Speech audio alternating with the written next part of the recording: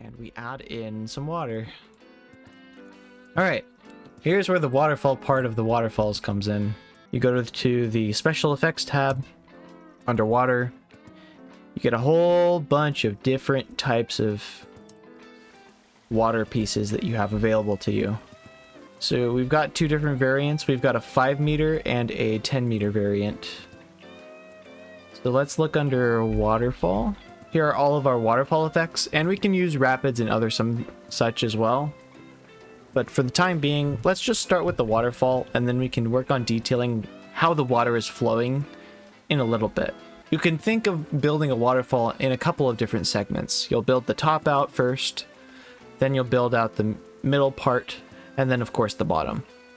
But no matter what you do, all of these animated elements have gravity. So I'm going to illustrate this by kind of angling this differently.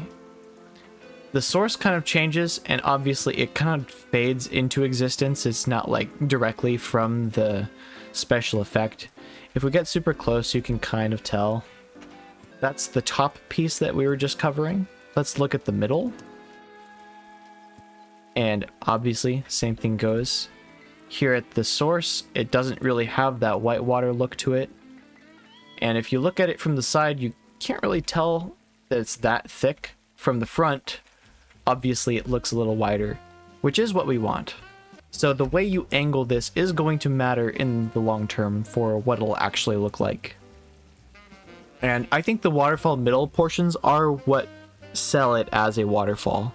However, for the purposes of this particular waterfall, we actually won't be using this as much. And then of course we have the waterfall bottom section, which definitely looks a little bit whack when we have it aligned like this, but let's reset its rotation.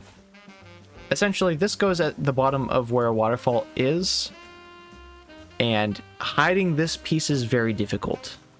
But we can do our best. Obviously, you see the little splashies. Right at the tip of where the special effects are is kind of where this is, and it's very thin. But obviously, you got the splashies going on around as well. So these are pretty good pieces overall to give off the effect that it is in fact a waterfall.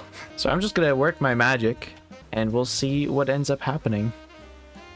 Obviously, if you want a really thin stream coming out from a section, you would want either something small or something thin. So whenever you have it aligned like this, and you want it to go down a very thin channel, you want to align it just so that it is lengthwise going the direction you want it to. And it's through adding multiple segments of these that really sell the illusion that it's real running water. And you want to ensure that when you're making stuff like this, you're adding multiple of these in, which I might need to end up doing for this one as well, because it looks a little thick at the top. And I'm just going to do my best. It's not going to look perfect, but usually aligning with the walls and then rotating is all you need. You just add multiple segments here to make it feel like there's water coming out the way you want it to. And just keep on rotating. I worry that from a distance this is going to feel like it's a little too much. Ultimately, I'm not so concerned about it. The way the effects work in this game is the more full it is, the easier it is to believe that it's a real waterfall, even if it doesn't super feel like there should be that much water flowing through. And you know what? I actually really like this idea of water slipping through the crack at the bottom here instead of up here. So I think that's what I'm going to do. Yeah, absolutely. Looks more real.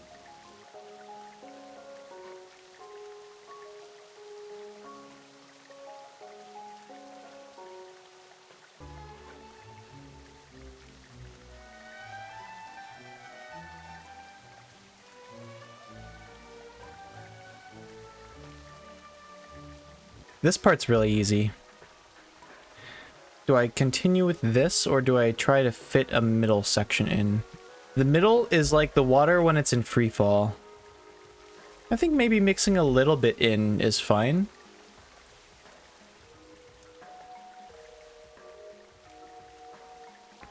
And then, of course, we have a little bit of splashies that seem to be getting on the rocks on the side. So let's emulate this a little bit. Just anywhere where it makes sense for splashies to come from. We set them up kind of like this.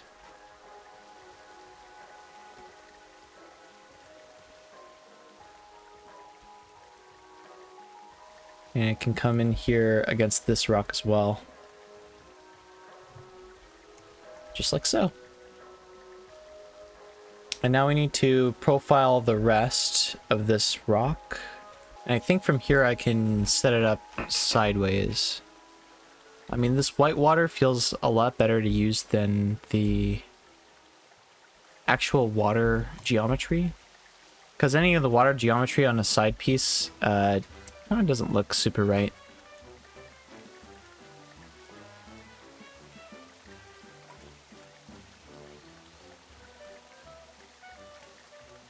Kind of following this little pattern or indentation in the rock. And then we can do the same sort of here. It's a shame we don't have more waterfall type of pieces, because I'd love for something to be a little less rough, if you will.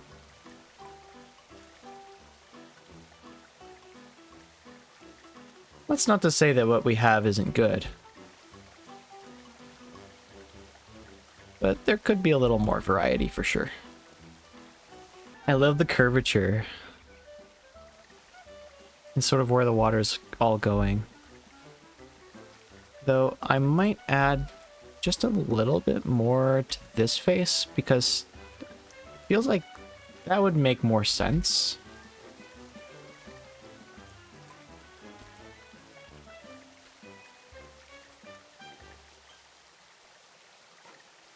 Yeah, just a little bit over the front is fine. Let's grab a middle piece too, because this is going over into free fall.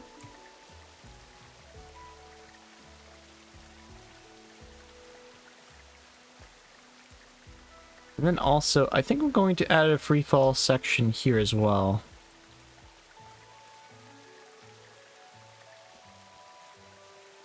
I need to give it a little more of a runway. So I think that makes sense. And then of course we do something similar to what we did earlier. We get little splashies here. There's something so mesmerizing about water. Why do we as humans watch water when it's moving and think it's so cool? I think I might add some more rocks to channel this a little bit better, like I mentioned earlier. I think now we can finally shape out the bottom. Now here's the cool part about this.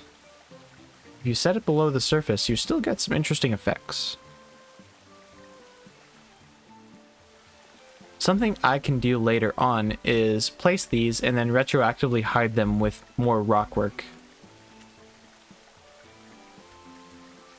Now, because we're using 5-meter pieces, I think 5-meter here is fitting. Notice it still has that sort of line of effect that it previously did. So we're going to try and still yoink that and place it over here.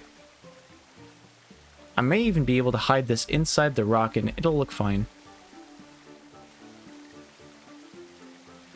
I may need to add 2 of these in different spots.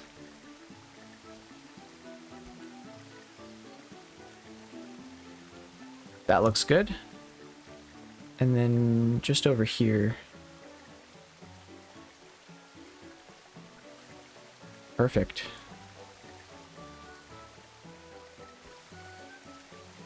Or so I thought. This should be down here, for sure. Same with the other piece too.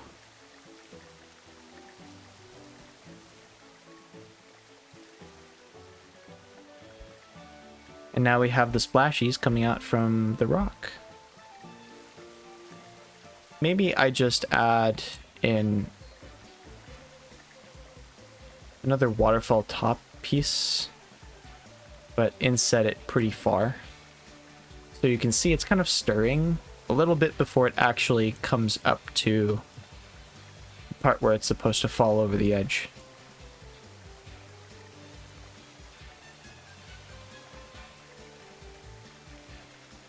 And of course, I want to use the 5 meters again because it's relatively small.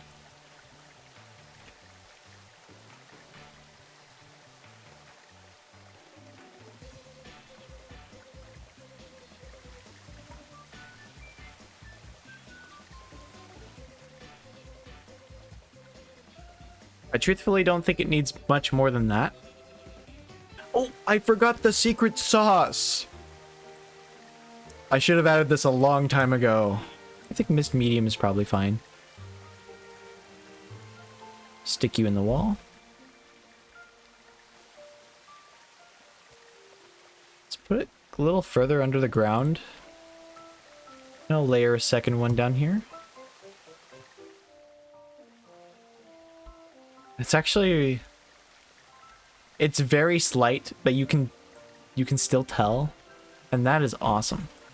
Let's give... Come on. This is the best way to tell how the mist will work. By speeding up time.